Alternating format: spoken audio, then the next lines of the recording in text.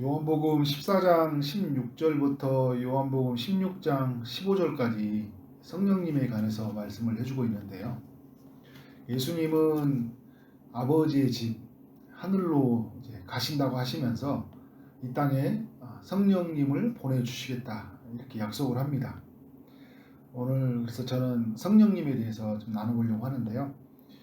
성령이 누구이신가? 요한복음 14장 16절 이후부터 보면 요한은 이 성령님을 향해 이제 예수님이 표현했던 이야기, 보혜사라는 이야기를 쓰고 있어요.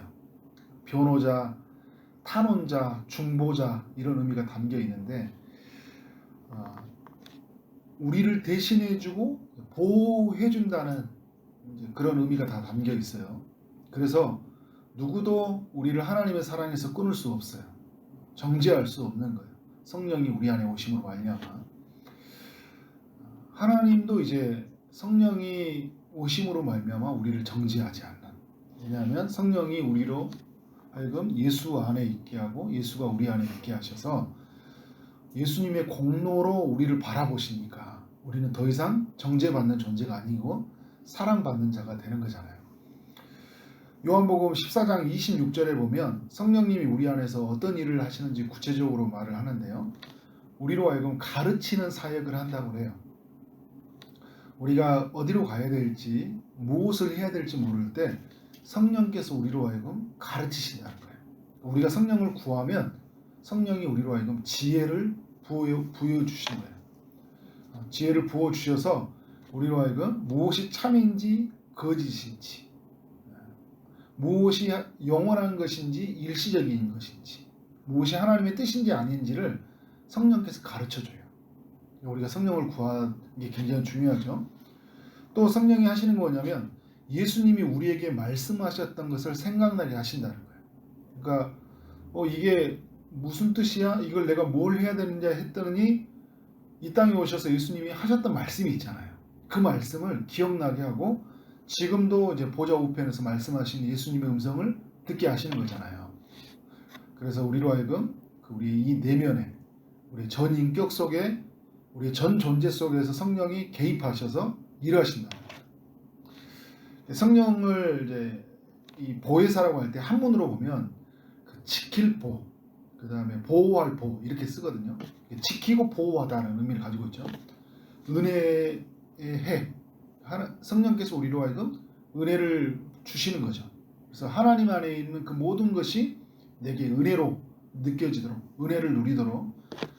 그래서 보혜사가 그런 일을 하시고 또 스승사자, 성령이 우리로 하여금 가르치시는 이제 사역을 하니까 한문으로 이제 그렇게 어떻게 보면 가장 언어를 살려내려고 하는 쓰는데요.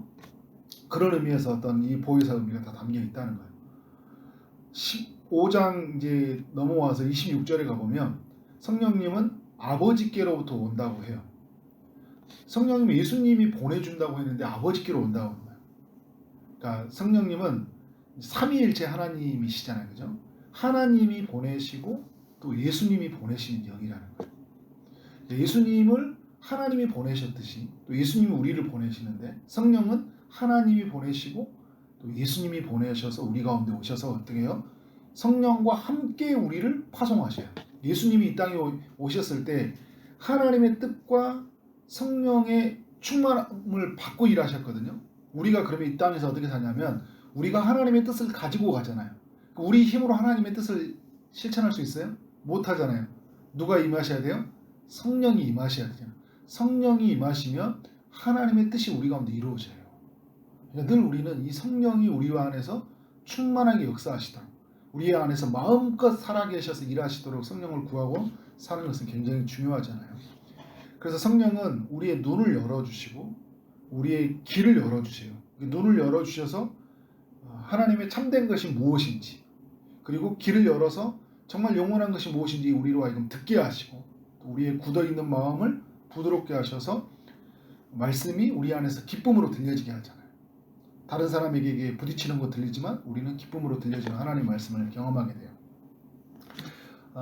그런데 그가 와서 15장 26절에 뭐라냐면 예수님을 증언한다고 해요. 그러니까 성령은 하나님이 보내고 예수님으로 왔는데 누구를 증언하냐면 예수님이 증언해요. 예수님이 하나님의 아들이고 그리스도라는 것들. 그래서 계속 우리로 하여금 누구로 향하게 하냐면 예수님으로 향하게 해요.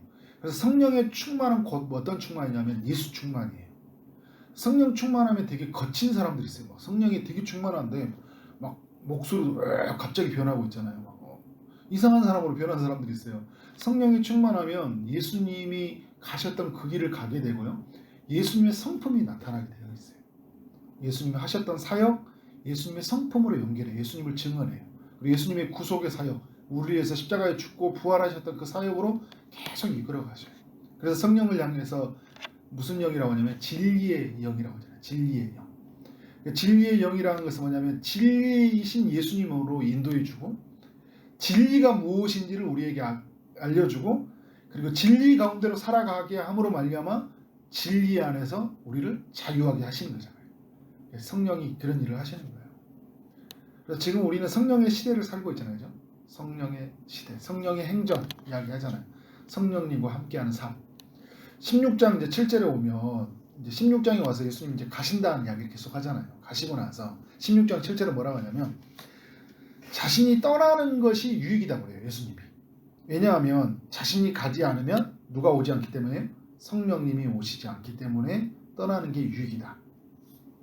예수님이 이 땅에 오셔서 십자가를 통해 그 십자가의 죽음을 통해 하나님께로 가는 길, 그 구원 얻는 길을 열어놓으셨잖아요. 그런 사역을 하셨어요. 그럼 이 땅에 오신 성령님은 어떤 일을 하시냐면 예수님이 이루어 놓은 모든 구원을 그를 믿는 자에게 적용시켜 주시는 일을 하시는 거예요. 그러니까 그 백금산 목사님이 책에서 그런 표현을 쓰더라고요. 그러니까 예를 들어서 큰 IT 같은 지진이 나서 어려움이 생겼잖아요. 재단이 다 모든 게 무너졌잖아요. 그럼 내려가 그걸 설계하는 사람, 복원을 위해서 설계하는 사람이 있고 가서 공사하는 사람들이 있어요. 공사해서 이제 각 집에 수도관을 연결시켜주고 다 하잖아요. 그래서 집에 들어가서 물을 열면 어떻게 돼요? 물을 켜면 물이 나오잖아요. 그러니까 모든 집에 연결시켜줘서 하는 그래서 사람들로 하여금 물을 틀게 하는 역할이 누구냐? 바로 성령이다. 복원시키고 재건해 나가는 것은 예수님이라면 계획하시는 분은 하나님이시고 성령이 예수님이 이루어놓았던 모든 것을 다 적용을 시켜 가잖아요.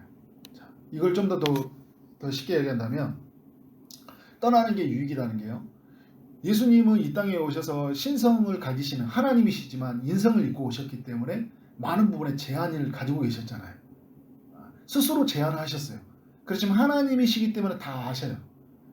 그렇지만 제한하실 때 뭐냐면 공간의 제약을 받으셨잖아요. 그죠? 여기 있다 저기 있다 갑자기 여러 군데서 나타나지 않았잖아요. 그리고 그렇기 때문에 누구하고 있었어요? 12제자와 있었잖아요. 그러나 예수님이 가시면 성령을 통하여 모든 사람에게 자신을 믿는 사람들에게는 오늘 우리에게도 있고 지금 기쁨의 동산교회에서 예배하는 사람들 각각에 다 있는 사람들 잠자고 있는 사람들 야간에 일어나는 모든 사람들이 성령님 어떻게 하고 있어요? 그곳에서 예수님이 성령을 통하여 말씀하시고 함께 있잖아요. 모든 사람 가운데 예수님이 있는 거예요. 그래서 예수님을 떠나는 게 곧 유익인 거예요. 성령이 오셔서 우리로 하여금 예수님과 모든 사람을 다 연결시키잖아요. 성령이 그런 연결하시는 사역을 통해서 16장 8절에 보면 예수님이 이제 그 성령을 통해 하시는 사역을 말해요. 성령은 뭐냐면 죄에 대하여 의에 대하여 심판에 대하여 책망하신다.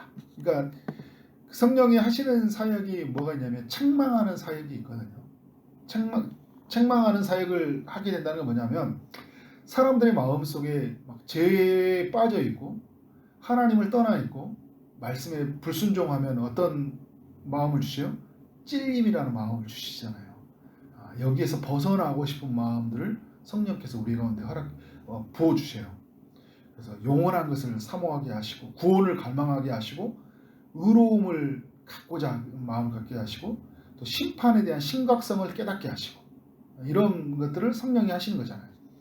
여러분 예수를 정말 부인했던 사람들이 믿지도 않을 것 같은 사람들이 어느 날 성령이 임하시니까 그 견딜 수 없는 그 찔림과 각성을 갖게 되는 모습들을 보게 되잖아요. 하나님의 준엄한 심판을 느끼게 돼요. 그래서 우리는 함부로 판단하면 안 돼요. 저 사람 절대 예수 안 믿을 것 같아. 성령이 임하시잖아요. 그러면 그 안 믿을 것 같은 사람이 거꾸로져 버려요. 그런 사람들을 저는 많이 봤어요. 저도 그런 사람 중에 한 사람이고, 제가 주는 그런 깊은 어떤 가지고 있는 절망과 고통을 느끼게 해. 성령이 그로 하여금 결핍과 부족을 느끼게 해서 누구로 찾게 하는 거예요? 참 만족을 주시는 예수 그리스도를 만나도록 성령이 일하시는 거예요. 16장 13절에 가면 성령이 오시면 우리를 진리 가운데로 인도한다. 그래서 찔림과 각성에 머무르지 않고 어디로 인도한다는 거예요? 진리 안으로 우리를 인도해 가신다는 거예요. 그래서 그 진리로 하여금 자유하게 하시는 게 성령의 역할이에요. 대표적인 본문이 사도행전 2장의 이야기잖아요. 베드로가 진리의 말씀을 전하자 사람들에게 어떤 반응이 일어나요? 너희가 못 박았던 예수를 하나님이 다시 살리셨다. 부활하게 하셨다는 거예요. 그래서 주와 그리스도가 되게 하셨다라고 선포하니까 예루살렘에 모여있던 사람들이 어떤 반응을 해요? 찔림을 받아서 우리가 어찌할꼬 이야기했다잖아요. 마음의 찔림을 받아서. 이 기적이잖아요. 성령이 하시는 일이에요. 사도행전 2장에 성령이 감림하시면서 베드로와 12 제자에게 또 120문도에게는 성령을 따라 말하게 했고요. 그 성령을 따라 말하게 하심을 듣는 사람들이 성령이 그 마음을 책망하게 하시면서 우리가 어찌할꼬 라고 반응을 하는 거잖아요. 그들의 말에 설득력에 압도된 것이 아니라 성령이 임하시니까 그 앞에서 어떻게 되나 반응하는 거예요. 우리가 여러분 주변에 있는 사람들에게 성령이 임하시도록 성령이 그들의 마음을 주장하도록 계속 기도해야 돼요. 제가 그 14장에서 사랑하는 마음이 부어져야 된다고 이야기했었잖아요.